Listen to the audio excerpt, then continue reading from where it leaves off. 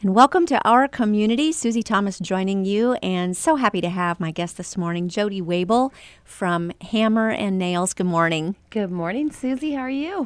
Doing so well, and so happy to have you joining us because what your organization does is nothing short of amazing.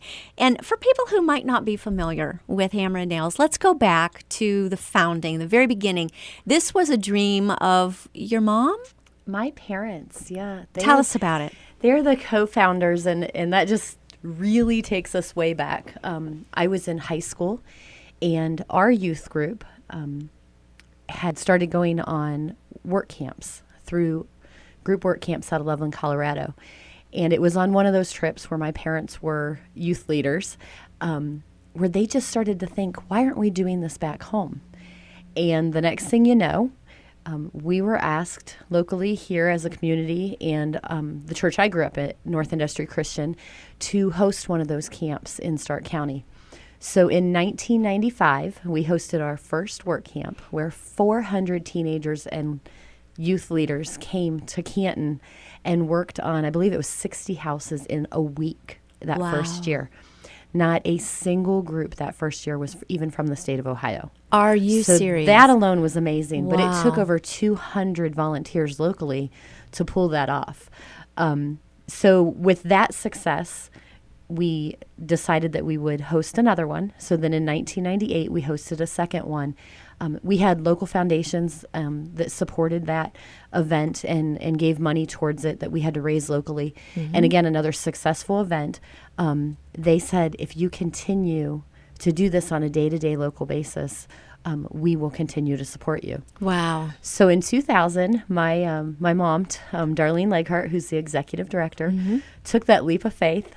She took a cardboard box full of people's information that needed help, a card table and a cordless phone, and went and found herself a little corner in my dad's office building and learned how to do a 501c3 and created Hammer and Nails. And so in 2000, we took it full time, and then she just continued. I mean, we never stopped even in between. And to date, so we're going on, 16 years? Yeah, right. Mm-hmm. Yeah, starting your 16th year. We have helped over 1,600 families in Stark County. Oh, my goodness. Wow. Wow, so 100 a year. Give or take. About. Yeah. That is amazing. So the difference between Hammer and Nails and a place, the organization, also a wonderful organization, Habitat for Humanity, you both serve different, maybe the same population, but in different ways. Tell us the distinction. The biggest distinction is that we work with already homeowner occupied. So we don't do rentals. We're not fixing up a house for somebody to move in. These are people that live and own their homes. We say disadvantaged Stark County homeowners, and that can mean a lot of different things. Elderly, low to moderate income, single parent families, disabled. But for whatever reason, physically or financially, they cannot maintain some of the situations that are going on with their houses, whether it's just old age of the house over time, a porch is falling apart, or paint is peeling off these houses. A lot of them are the big old 2-story houses.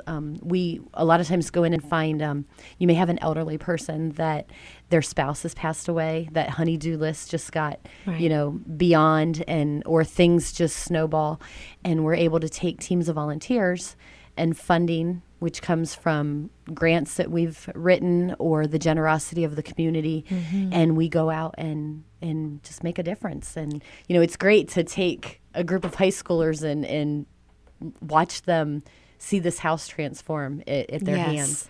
Now, a lot of what you do is cosmetic, of course, but I would think a lot of it also has to do with safety, just because some things break down and then it wouldn't even be safe for an elderly person or a person facing a serious illness, say, to be living in that home without your help.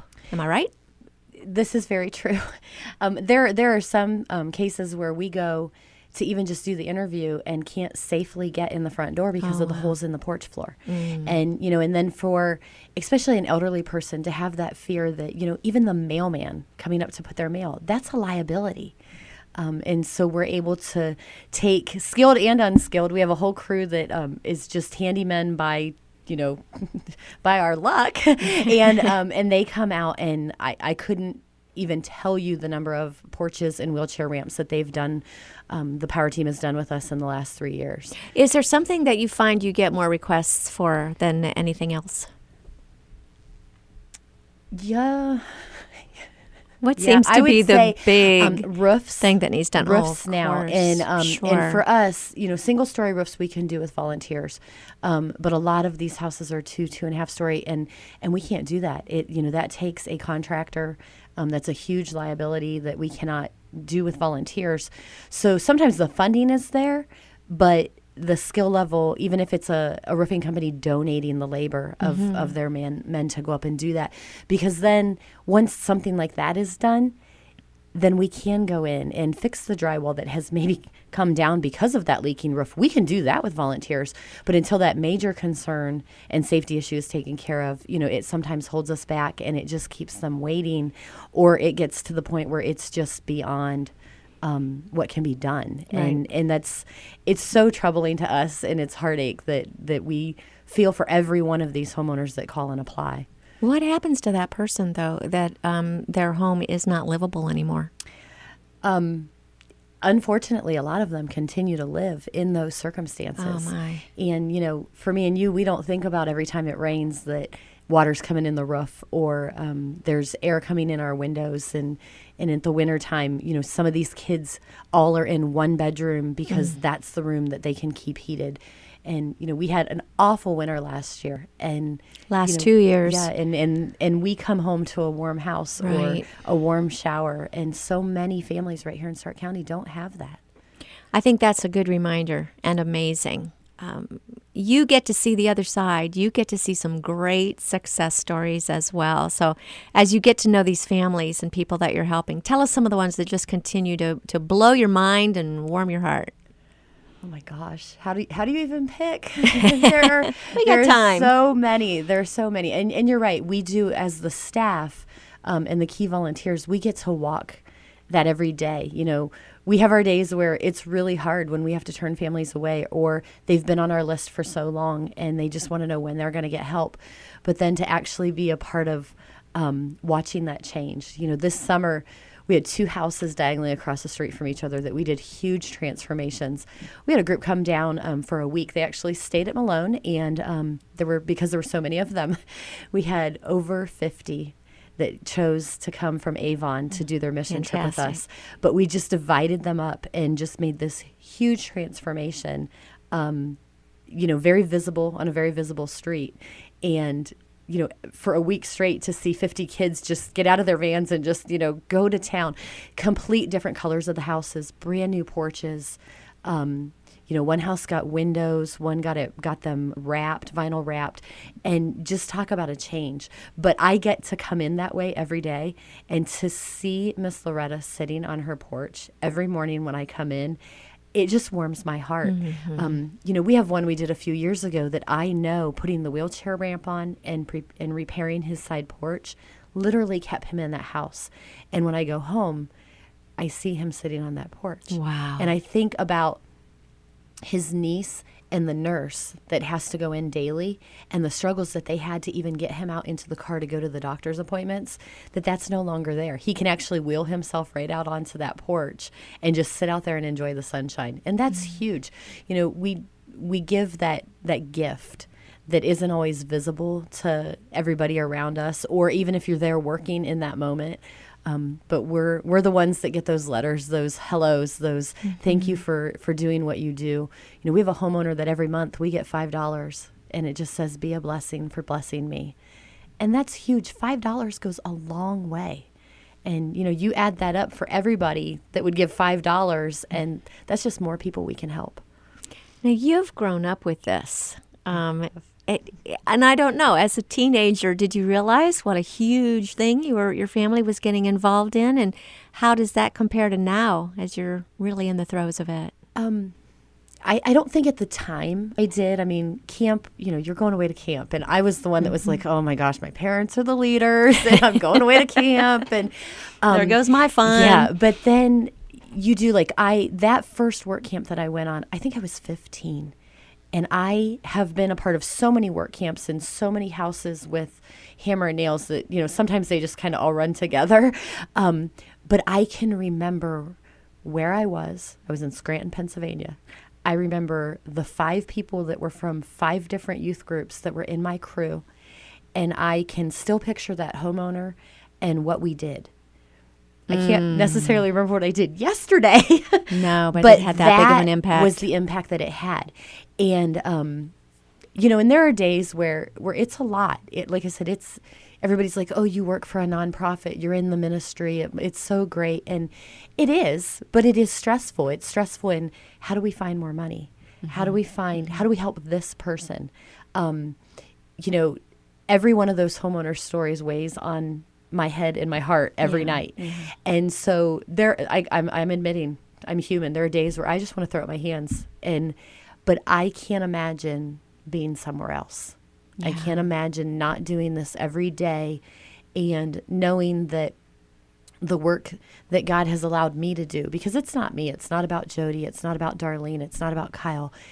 It's about being a blessing and utilizing the gifts that God has given us.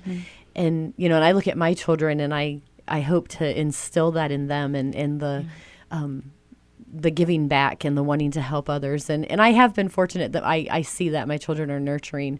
They're always wanting to help and wanting to paint and not always wanting to go to work with me into it, but I see it in their daily lives and when they talk about what their mom does for a living. Not too many organizations in our community have such a visual impact. I mean, you can see it.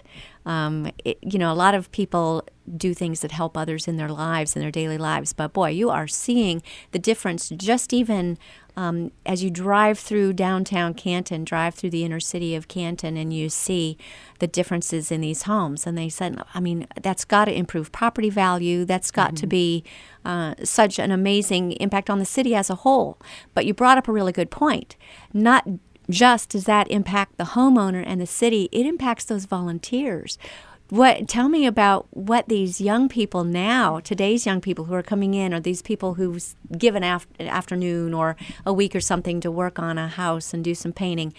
What kind of changes in their lives do you see? Well, I've been there long enough. My gosh, I started in 2005. Wow. So I'm going on 11 years that I've now gotten to see a lot of it come full circle. So many of the schools now require the community service aspect.